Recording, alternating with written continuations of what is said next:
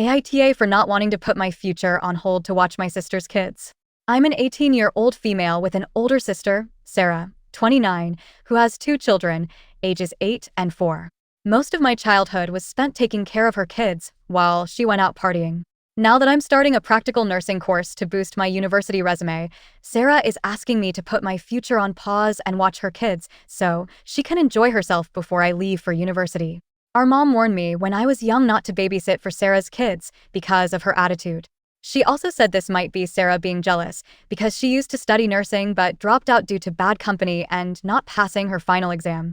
Everything came to a head yesterday when applications for the course opened and I was talking to our mom about it. Sarah overheard that I applied and got mad, shouting about how selfish I am and how this is the only thing she's ever asked me to do. I told her to stop being childish and that it isn't my fault she had children, and I'm not their mother. The kids have called me mom for about 2 years, even when corrected. Apparently, I shouldn't have said that, as she started yelling at our mom, saying I'm her favorite because if I wasn't, she would tell me to put my future aside and help her with her children. Our mom told her point blank that she would never tell any of us to put our future on hold. She said she gave us all the same opportunity, and it's not anyone's fault that Sarah didn't use hers wisely. Now she has children, and I'm going to take my life more seriously.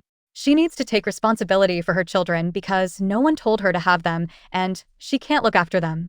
Sarah started crying and left, then our mom started on me, saying she warned me from the very beginning, and I didn't listen.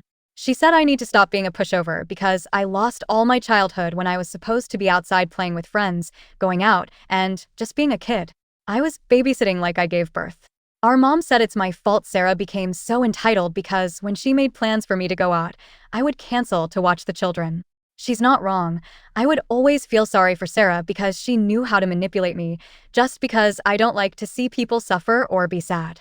Sorry for the long post. I just want to know if I'm the asshole for not putting my future on hold. I do know I'm not putting my future on hold. Update. Thank you for all the support and kind words. It has been eye-opening. So, yesterday, after my sister left crying, she didn't come home immediately. She waited for her kids' school to be dismissed to pick them up. I know I should have expected her to try and poison them against me, but I really wanted to give her the benefit of the doubt that she wouldn't stoop that low. When they came home, the children were crying. They ran up to me, asking me not to hate them. That broke me. My niece went into a panic attack because when she gets overwhelmed, she starts having panic attacks. I've brought her to a doctor before, and she was diagnosed with ADHD and anxiety, so it takes a lot of my energy to calm her down, as someone with ADHD as well. I asked my mom to take the kids to my room, as that's the only place they feel safe when they're overwhelmed. After they were out of earshot, I went off on my sister. I became a little personal with some of the things I said, but here's the gist of it. When will you grow up? You've had 7 to 8 years to run around, party, and do as you please while I've been raising your children to the point where they call me mom. When will you wake up and be the best mother to your children instead of going out drinking and jumping from one man to another? I'm sick and tired of you. I'm not putting my life on hold for you. I've done enough for you. I love the kids. But as the only sensible role model they have, I'm doing this to show them it's okay to leave people behind.